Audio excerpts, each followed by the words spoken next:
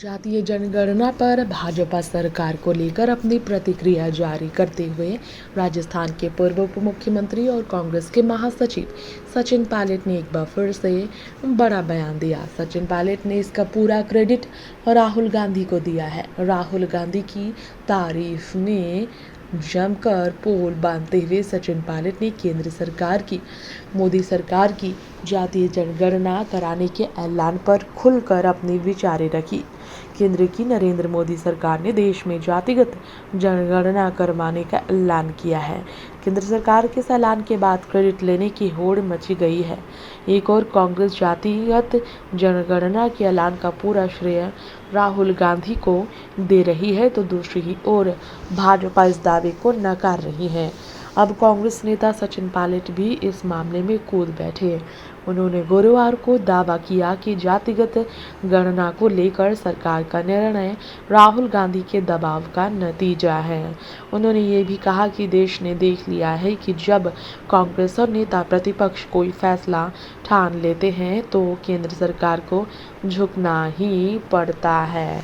आपको बताना चाहेंगे, राजस्थान के पूर्व डिप्टी सीएम और कांग्रेस नेता सचिन पायलट ने यह भी कहा कि जातिगत गणना वैज्ञानिक, विस्तृत और पारदर्शी तरीके से की जानी चाहिए, जैसा कि तेलंगाना में किया गया।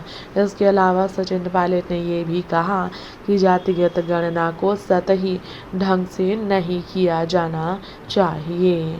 इतना ही नहीं, सचिन पायलट ने जनगणना का क्रेडिट राहुल गांधी को देते हुए महासचिव के तौर पर ये कहा है कि राहुल गांधी लंबे समय से जातिगत गणना के मुद्दे को उठाते रहे हैं, लेकिन भाजपा और सरकार इसका विरोध ये कहते हुए करती रही है कि ये देश के हित में नहीं और इससे देश का बंटवारा होगा।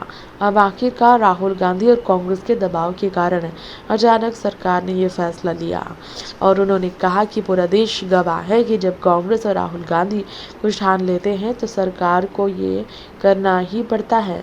जातिगत जनगणना के ऐलान के बाद अब सचिन ने राहुल की तारीफ करते हुए ये भी कहा कि ये लोग पहले राहुल जी का विरोध कर रहे थे, अब उन्हें भी समझ में आ गया है कि लोकतंत्र की ताकत सर्वोपरि है।